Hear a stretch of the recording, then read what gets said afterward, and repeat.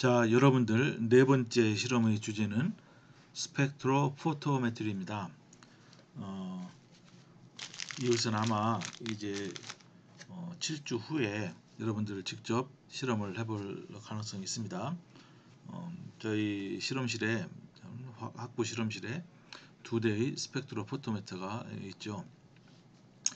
자, 먼저 이제 여러분들 실험을 하기 전에 여기에 대한 이론적인 그런 지식이 충분히 갖춰져 있어야 합니다.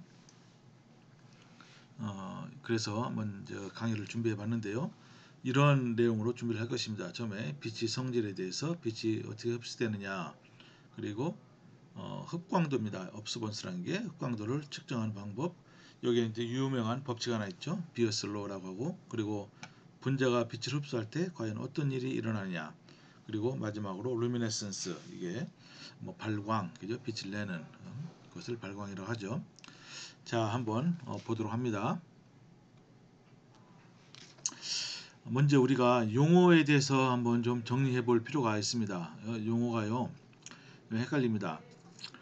제가 이제 나눠드린 그 자료에는 제목이 뭐가 되어 있죠? Determination of Chromium 유가 Concentrations via Absorption Spectroscopy라고 되어 있는데, 여러분 그 스펙트로스코피와 스펙트로메트리 그리고 스펙트로포토메트리, 이것을 용어를 확실히 구별할 필요가 있어요. 이거를 그냥 막 함부로 막 섞어서 쓰면 안 됩니다.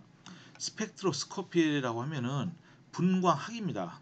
우리말로 분광학이에요. 그러니까 이 전자기파를 이용하는 겁니다.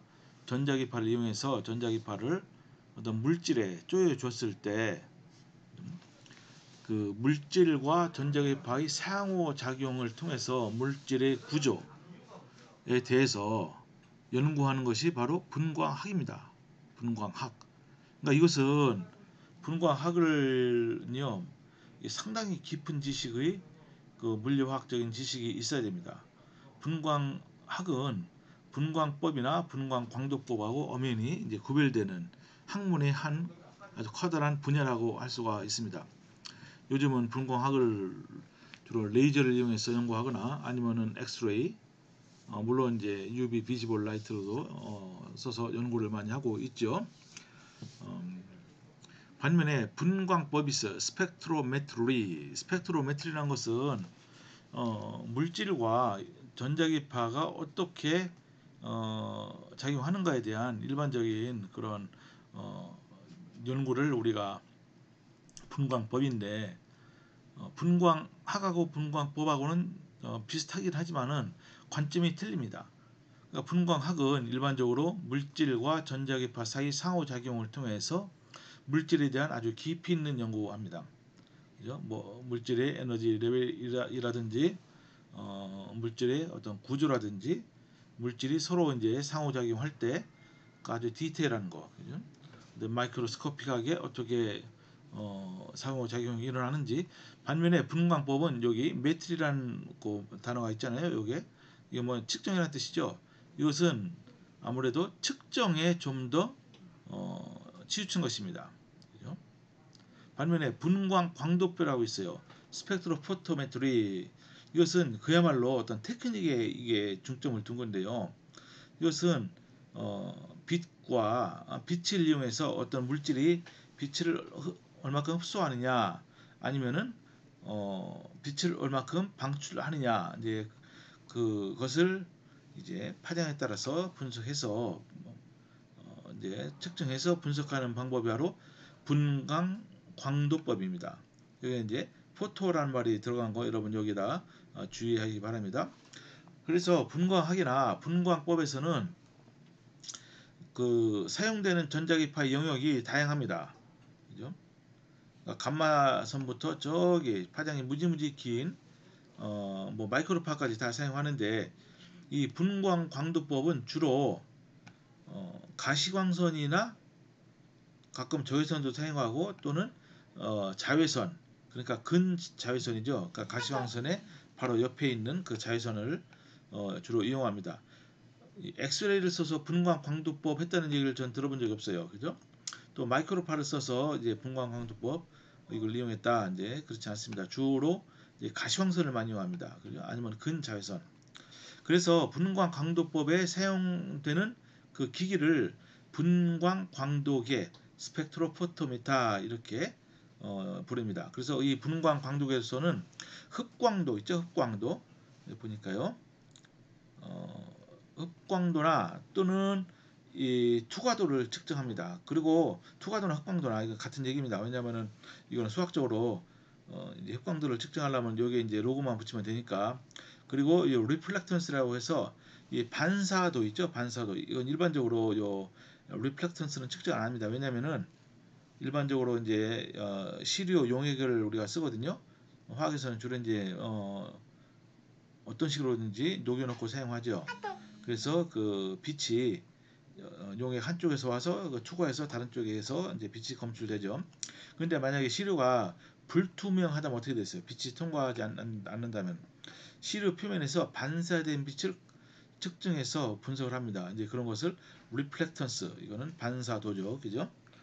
이렇게 이제 우리가 용어를 여러분들 주의해서 쓸 필요가 있습니다. 그럼 먼저 빛의 성질에 대해서 한번 살펴보도록 하겠습니다. 여러분 아마 대부분은 많이 알고 있을 거예요. 빛의 성질, 그렇지만 여러분 다 알고 있는 것처럼 보여도 한번 확실하게 한번 봅시다. 이거는 파죠, 파. 입자의 이런 관점에서 볼 수도 있지만 일단은 파라는 관점에서, 파동이라는 관점에서 한번 보도록 합니다. 파동이면은 파장이 있어야 되겠죠, 그죠? 여기 이렇게 보세요. 이렇게 이제 빛이 진동을 합니다. 그러면은 한쪽 끝에서 한쪽, 여기 마루에서 마루까지, 또는 골에서 골까지, 또는 아무 조면에 상관없어요. 여기서부터 또 어딥니까? 여기까지 그 거리가 이제 파장이 됩니다. 그리고 심볼을 람다로 이제 쓰게 되죠. 또 주파수, 이건 1초에 몇 번 진동하느냐? 파니까 진동을 합니다. 이건 뭐예요, 이게? 요게 한 번 진동하고 이건 두 번. 그래서 이런 파가 몇 개가 있느냐, 그걸 주파수라고 합니다. 그래서 단위는 per second입니다. 그죠? 초당 얼마다. 그죠? 그래서 이거를 간단하게 헤르츠라고 이렇게 얘기를 하고 있어요. 근데 여기서 이제 한 가지 이제 알 것은 이 전자기파라는 겁니다. 이제 빛은, 우리가 쓰는 빛은, 전자기파는 이 전기장과 자기장이 이렇게 있죠. 그죠? 전기장도 이게 진동을 하고 자기장도 진동을 하죠. 그죠? 근데 그것은 진동 방향은 서로 90도의 그런 각도가 있고, 그 모두는 전기장과 자기장도 이 진동하는, 그러니까 여기다 한번 제가 화살표가 없네요. 빛의 진행 방향, 왼쪽에서 오른쪽으로 진행하는데 진행 방향과 다 수직이 되게 돼 있어요. 그리고 이제 전자기파는 그 이름에 상관없이, 그러니까 뭐 가시광선이냐 적외선이냐 뭐 엑스레이냐 자외선이냐 상관없이 속도는 항상 일정합니다. 진공 중에서 약 3.0 곱하기 10의 8승 메터 퍼 세컨드로 무지무지 빠른 속도로 진행하고 있죠. 이게 바로 광속이죠. 광속. 광속은 꼭 이렇게 가시광선에만 해당되는 거 아니에요. 엑스레이나 뭐 여러분 뭐 라디오 프리퀀시, 그죠? 그런 거 다 똑같습니다. 그래서 여기 진동수를 이렇게 뉴라고 하는데요. 프리퀀시를 진동수 곱하기 파장하면은 이게 광속이 되게 돼 있어요. 여러분 한번 단위를 생각해 보면 금방 알 수 있을 겁니다. 자, 그런데 여기서 한 가지 좀 이따 얘기하고요. 그 전자기파를 구성하고 있는 그 입자가 뭐냐? 우리가 입자라는 관점에서 보면은 전자기파를 구성하고 있는 입자를 우리가 광자라고 합니다. 광자, 포톤, 그죠? 근데 광자는 에너지를 가지고 있어요. 이게 바로 빛의 입자가 됩니다. 근데 우리가 이제 지금까지는 파라는 그 관점에서 봤는데, 이걸 입자라는 관점에서 보면은 입자의 에너지는 어떻게 되느냐? 보세요. 이건 에너지입니다. 이것은 이 주파수에 비례한다. 이 비례 상수를 H라고 해요. H. 이것을 플랑크 상수라 합니다. 여러분 독일의 유명한 진짜 유명한 막스 플랑크 이름을 이름 딴 거 아니고 H로 이렇게 심볼을 정했어요. 근데 H는 너무너무 작은 상수예요. 여러분 요 값은 대강 외워주는 게 좋습니다. 6.616 곱하기 10에 마이너스 34승 줄 곱하기입니다. 곱하기 세컨드가 돼야 됩니다. 그죠? 이건 무지무지 중요하니까 여러분들 외우면 좋습니다. 한 개의 광자의 에너지가 이렇게 된다는 거예요. n개가 있으면 곱하기 n을 해야 되겠죠. 그죠? 여기서 n는 이제 주파수입니다. 근데 한 가지 중요한 것이 광자는 매스가 없어요. 질량이 없습니다. 여러분 포톤 있죠? 그죠? 그건 질량이 없어요. 그냥 에너지만 가지고 있습니다. 어떻게 이럴 수가 있느냐? 근데 그래요. 그렇게 다들 지금 알고 그렇게 현대 물리학이 여기에 기초해서 체계가 세워진 겁니다. 광자 포톤은 에너지는 있지만은 매스는 없다 이겁니다. 그죠? 그래서 앞에 요 8을 나타내는 요 식과 여기 이거 보면 이제 플랑크 식이라고 하는데 막스 플랑크 그죠? 요 식을 결합하면 E equals hc 그죠? 플랑크 상수 곱하기 빛의 속도 전자기파의 속도 나누기 파장이 됩니다. 그래서 여기서 파장분의 1을 이렇게 써요. 뉴 바라고 합니다. 뉴 바. 이게 뉴 바가 뭐냐면요. 이게 바로 저거죠. 웨이브 넘버입니다. 웨이브 넘버. 그죠? 그러니까 파장을 역수 취한 것을 웨이브 넘버. 이거는 이제 적외선 스펙트럼을 우리가 찍을 때 이제 주로 웨이브 넘버 쓰는데 일반적으로는 별로 쓰는 단위는 안 해요. 자, 그러면은 여기 한번 예가 있습니다. 147 나노미터의 파장을 가진 자외선을 흡수할 때 이 정도 파장이면은 자외선이죠. 이거는 안 보입니다. 자외선이니까. 어쨌든 이 산소가 이 파장에서 파장의 자외선을 흡수합니다. 그죠? 1몰당 얼마의 에너지가 증가하는가? 여러분 이거 뭐 간단합니다. 요 정의만 잘 알면은 충분히 풀 수가 있어요. 그죠? 파장이 나와 있으니까 그죠? 에너지가 나오죠 이렇게. 그죠? 근데 산소 1몰당이니까 그죠? 곱하기 뭘 하면 되죠? 아보가드로 수를 곱하면 되는 겁니다. 그죠? 여기 이제 풀이를 보여드립니다. 그래서 이제 델타 E 왜냐하면 에너지가 증가하는 양이니까 그죠? 흡수해서 그래서 델타는 변화량을 뜻합니다. 델타 E는 H누고 H누는 H 곱하기 C 나누기 람다다. H는 뭡니까? 플랑크 상수 이렇게 됐고요. 여기 이제 빛이 속도를 더 정확히 해서 2.998 곱하기 원래 2.99789 어떻게 나가는데 곱하기 10의 8승 미터 퍼 세컨드고 여기 이제 여러분 단위에 조심해야 돼. 단위. SI 단위로 쓰면은 모두 다 그걸로 맞춰 줘야 됩니다. 줄도 SI 단위, 초도 SI 단위, 미터도 SI 단위인데 이때는 나노미터니까 147 나노미터를 미터로 바꿔요. 그럼 147 곱하기 10의 마이너스 9승 미터. 그죠? 이렇게 하면 됩니다. 그러니까 그 광자 하나당 에너지가 1.35 곱하기 10의 마이너스 18승 줄이다. 굉장히 작은 값이죠. 그죠? 이거는 현대 기술로서는 이 정도의 낮은 에너지는 측정을 할 수가 없습니다. 근데 이제 1몰당이니까 곱하기 아보가드로 수 곱하니까 814 킬로줄 퍼 몰이다. 이게 산소가 이제 O2가 이제 화학결합으로 되어 있죠. 산소 원자 두 개가 이 정도의 결합 에너지는요 무진장 큰 거예요. 웬만해서는 산소 여러분 결합을 끊을 수가 없습니다. 일반적으로 그냥 온도만 올린다고 해서 무진장 높이 올려야 돼요. 물론 화학 반응을 이용하면 아주 쉽게 그래요. 아주 쉽게. 그죠? 어쨌든 이렇게 계산을 할 수가 있어요. 자, 그 다음에 한번 일렉트로마그네틱 레디에이션에 대해서 한번 보도록 합니다. 일렉트로마그네틱 레디에이션 전자기파죠. 왜 전자기파냐? 전기장과 앞에 일렉트로 마그네틱 자기장이 동시에 존재하는 그런 파기 때문에 일렉트로마그네틱 레디에이션이다. 이렇게 이게 파장은 달라지죠. 속도는 같아요. 파장이 달라지니까 속도는 같으니까 뭐가 달라지니까 주파수가 달라지는 겁니다. 그죠? 그래서 세 가지 특성이 있는데 한번 하나하나 보도록 합니다. 첫 번째 웨이블랭스 아까 말씀드린 대로 여기서부터 여기까지 거리 주파수 있고 이런 관계가 있고요. 여기서 중요한 것이 여기 이겁니다. 트랜스버스냐 롱지튜디널 웨이브냐 이 차이를 여러분들이 확실히 알아야 돼요. 그죠? 그리고 그 얘가 뭔지도 여러분들이 확실히 알아야 됩니다. 이걸 모르면요 헷갈려요. 저도 헷갈렸어요. 이 트랜스버스 웨이브를 우리말로 횡파라고 합니다. 횡파. 그러니까 전자기파가 횡파예요. 횡파의 정의는 뭐냐면요. 이 파의 진동 방향과 여기 있네요. 보세요. 파가 왼쪽에서 오른쪽으로 진동한다고 간다고 해보세요. 그러면은 이게 파가 진행 방향 이렇게 됐죠, 그죠? 요 파가 진동하는 거 어디입니까? 요 순간에 위로 이렇게 진동해요, 그죠?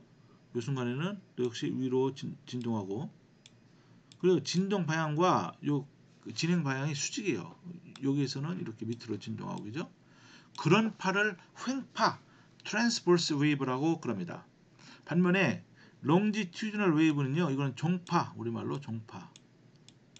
여러분 종횡무진할 때 얘기했잖아요, 종파. 그죠? 이것은 횡파. 전자기파는 모두 횡파입니다. 그죠? 그리고 속도가 같아요. 빛의 속도. 그죠? 종파는 어떻습니까? 이 빛이 아니죠. 파의 이동 방향과 진동 방향이 동일한 겁니다. 예를 들어 음파예요. 음파. 여러분 여기서 얘기하면은 상대방이 들을 거 아니에요? 그러니까 저에서 상대방에게 음파가 진행하죠. 근데 음파는 뭐가 진동합니까? 공기가 진동합니다. 공기 진동 방향이 진행 방향과 일치합니다. 동일해요. 그죠? 그래서 이 음파는 우리가 이걸 취급할 때 파라는 것만 같이 전자기파는 완전히 다른 겁니다. 그죠? 그 차이를 알아야 돼요. 그리고 이제 여기 이 전자기파의 속도는 모두 동일하다. 여러분 이거 이제 아실 거로 생각합니다. 자, 그 다음에 이제 일렉트로마그네틱 레디에이션에 대해서 한번 보도록 합니다. 일렉트로마그네틱 레디에이션 요거 이런 스펙트럼을 이렇게 얘기하는 거예요. 그죠? 아까 말씀드린 대로 전기장과 자기장이 동시에 존재한다. 그죠? 그리고 서로 퍼펜디큘러하다.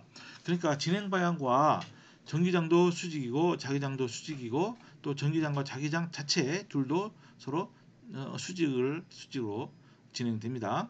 뭐 이거 금방 말씀드리니까 뭐 다 아는 거고요. 자, 그래서 이 그림이 중요한데 아마 여러분 대강은 알고 있을 겁니다. 그 파장에 따라서 이제 왼쪽으로 갈수록 파장이 짧은 거고요. 오른쪽으로 가서 파장이 긴 겁니다. 아니면 밑에 이거 보시면은 그렇죠. 그래서 요 파장에 따라서 또는 주파수에 따라서 동일한 전자기파에도 이름이 다 다르게 붙였어요. 가장 파장이 짧은 전자기파를 우리가 감마선이다 이렇게 얘기합니다. 그 다음에 감마선보다 좀 파장이 길어지면은 X선이 이렇게 되죠. X보다 파장이 더 길어지면 자외선 이렇게 되고요. 자외선보다 파장이 좀 길어지면은 여기 가시광선이 되고 이보다 길어지면은 적외선, 그 다음에 더 길어지면 마이크로웨이브. 그러니까 여러분들 마이크로웨이브 오븐 있잖아요, 그죠? 많이 쓰고 있죠. 그 다음에 더 길어지면은 라디오파라고 합니다. 이거는 주로 통신할 때 많이 쓰죠, 그죠? 이렇게 돼 있어요. 더 길어지는 건 없느냐? 물론 있겠죠. 그렇지만 뭐 우리 논의 대상이 아니고. 그런데 그러니까 전자기 바이 스펙트럼은 무진장 넓습니다. 근데 여기 아주 좁은 영역에 가시광선이 있어요. 여기 이제 빨주노초 파남보 그 색깔이 다 있는 겁니다. 그러니까 여러분들 뉴턴이 처음에 빛을 분광을 시켰죠. 빛이 색깔이 없는 것 같은데 프리즘을 통과시켜 봤더니 이렇게 아주 무지갯빛으로 잘 멋있게 분광이 됐더라. 이게 바로 아주 내로한, 그죠? 그러니까 이제 뭡니까? 파장의 영역으로 보는 4 곱하기 10의 마이너스 7승 단위가 뭐죠? 미터부터 대략 7 곱하기 10의 마이너스 7승 미터까지 요 영역이 가시광선 영역이다. 물론 긴 쪽이 빨간색이고 짧은 쪽이 뭐니까 빨주노초 파남보 보라색 쪽으로 갑니다. 그죠? 그래서 이 왜 울트라 바이올렛이냐? 보라색 넘어 있으니까. 그죠? 울트라 바이올렛. 그리고 왜 인프라레드냐? 인프라 레드가 빨간색이죠. 빨간색 좀 넘어 있기 때문에 이제 그렇게 이름이 붙여진 것입니다. 자, 그래서 한번 여기 예제가 나와 있는지 한번 보도록 합니다. 이게 어디서 따왔냐면요. 이 분석화학 책에서 따왔어요. 분석화학 책. 여러분 교과서 2학년 올라가시면 여러분 분석하고 꼭 들으세요. 내년에는 제가 강의 안 합니다. 아마 다른 분이 하시게 될 것 같은데 어떤 그 예제가 있냐면요. 여기 보세요. 브릴리언트 레드 컬러. 이게 이제 여러분 불꽃놀이 좋아하시죠? 그죠? 불꽃놀이 어떻게 합니까? 쭉 올라가서 위에서 팍 터지면은 온갖 색깔의 불꽃이 쫙 퍼지잖아요. 굉장히 멋있잖아요. 그게 뭡니까 이게? 어떻게 만드느냐? 여러 그 원소로부터 만들어요. 예를 들어서 여기 있어요. 스트론튬이 있으면은 어때요? 이게 가열이 되면은 어떤 색깔이 빛이 나오냐면은 요런 색깔. 650 나노미터 정도 되는. 그러니까 이제 붉은색이죠. 그죠? 소듐 예를 들어서 뭐 다른 어, 원소가 타면은 또 특징적인 그걸 보고 이제 불꽃반이라고 이제 그러죠. 또 다른 색깔이 나옵니다. 그래서 여러 섞어서 이게 이제 태워버리면은 높이 올라와서 터지게 하면은 아주 형형색색의 불꽃이 나오는 겁니다. 그래서 여기 보세요. 스트론튬 이렇게 나이트레이트 솔트가 있고 그리고 스트론튬 카보네이트 솔트 두 개가 있어요. 그죠? 이것이 이제 가열하면은 이렇게 불꽃 반응이 일어나서 650 나노미터 정도 되는 요 불꽃이 일어난 빛이 발생한다. 그때 뭡니까? 파장을 계산해 보라. 뭐 간단합니다. 너무 간단해요. 요 식을 이용해서 하면 되는 거예요. 요 식. 이건 제가 일반 학시간 책에 나온 겁니다. 그래서 파장은 어때요? 파장. 프리퀀시네요. 죄송합니다. 파장이 나왔죠, 그죠? 프리퀀시는 속도를 전자기파의 속도를 파장으로 나눈 겁니다. 그래서 여기다 놓고 여러분들이 단위만 주의하면 됩니다. 그래서 이 per second로 나와야 돼요. 그래서 이 파장은 4.6 곱하기 10의 14승 허르츠다. 이렇게 금방 구할 수가 있습니다. 그래서 아까 말씀드린 보여드린 일렉트로마그네틱 스펙트럼인데요. 이거는 좀 더 어떤 정보를 가지고 있느냐 그 중심으로 그린 겁니다. 그죠? 이제 보시면은 역시 왼쪽으로 갈수록 파장이 짧아요. 반면에 파장이 짧다는 건 뭡니까? 주파수가 높다는 거고 오른쪽으로 갈수록 파장이 길어요. 그럼 주파수는 더 낮아지겠죠. 그죠? 먼저 X선 한번 보겠습니다. X선 먼저. X선을 어떤 물질에 쪼이면은 X선은 에너지가 높죠. 왜냐면은 E equals H 누니까 이건 주파수죠. 주파수가 높으면은 에너지가 높게 됩니다. 그러니까 에너지가 높으면 어때요? 어떤 결합을 끊을 수가 있어요. 그죠? 그러니까 X선을 쪼이면은 왜 위험하느냐? 우리 몸에 있는 여러 가지 물질들이 이 X선의 영향을 받아서 막 결합이 끊어집니다. 그죠? 에너지가 높기 때문에. 그러니까 이제 몸에 안 좋죠. 어느 일정 세기 이상이 되면은 진짜 생명에도 위험이 있습니다. 그래서 이제 X선을 쪼여주면은 대부분의 이제 결합이 끊어질 가능성이 큽니다. 그 다음에 이제 점점 주파수가 낮아져요. 파장이 길어집니다. 그럼 어떻게 됩니까? 그때는 자외선이죠, 자외선. 자외선을 쬐어줘도 이게 결합이 끊어질 수가 있습니다. 결합이 약한 결합은 그래요. 근데 일반적으로는 자외선을 쬐어주면 결합이 끊어지지 않습니다. 자외선과 또 이제 이 가시광선 이 두 영역에서는요 결합이 끊어지는 것이 아니고 이거는 전자들뜸, 그죠? 그러니까 이제 요겁니다. 그러니까 일렉트로닉 엑사이테이션, 일렉트로닉 트랜지션, 전자, 일렉트로닉, 그죠? 전자가 트로닉 트랜지션, 그죠? 트랜지션 그냥 이렇게 씁니다. 그냥 이렇게 돼요. 전자가 낮은 상태에서 그죠? 높은 상태로 가는 거예요. 전자 낮은 상태는 이런 오비탈이 있다고 하면은 높은 상태는 오비탈이 달라집니다. 분자 오비탈 구조에서 나오는데 여러분 아직까지는 몰라도 상관은 없습니다. 어쨌든 전자가 분자를 떠나면은 이온화가 되는 거예요. 이거는 근데 분자를 일반적으로 떠나지 않고 높은 에너지 상태로 간다. 반면에 적외선 있죠? 여기 적외선은 IR을 쪼여주면은 전자가 높은 상태로 여기가 어때요? 트랜지션이 안 됩니다. 그 대신에 뭐가 되죠? 분자가 막 진동해요. 그러니까 분자는 원자가 모여 있는 게 분자죠. 그러니까 요거 뭡니까 이게 이런 것들이 원자의 원자, 아톰, 그죠? 원자가 막 분자 내에서 진동을 합니다. 그래서 분자 진동이 일어나요. 바이브레이션. 적외선을 쪼여주면. 반면에 마이크로파를 쪼여주면은 분자가 회전을 합니다. 회전 이렇게. 로테이션이에요. 로테이션. 이거는 주로 로테이션. 이거는 바이브레이션. 그러니까 마이크로웨이브 오븐에 어떤 음식물이나 뭘 집어넣으면 왜 뜨끈뜨끈해지냐?